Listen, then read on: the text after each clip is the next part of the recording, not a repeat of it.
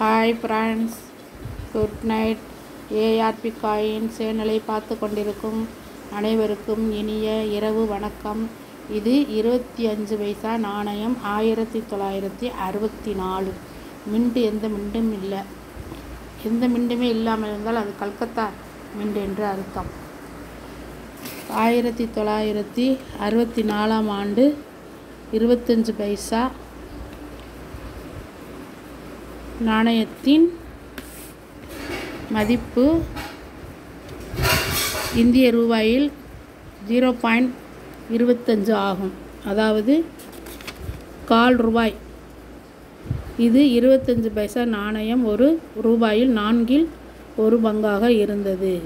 இது செம்பு நிக்கல் உலோகத்தால் செய்யப்பட்டது.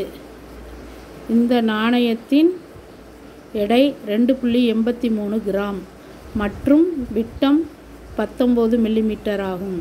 தடிமன் 1.55 மில்லிமீட்டர். விளிம்பு மென்மையானது.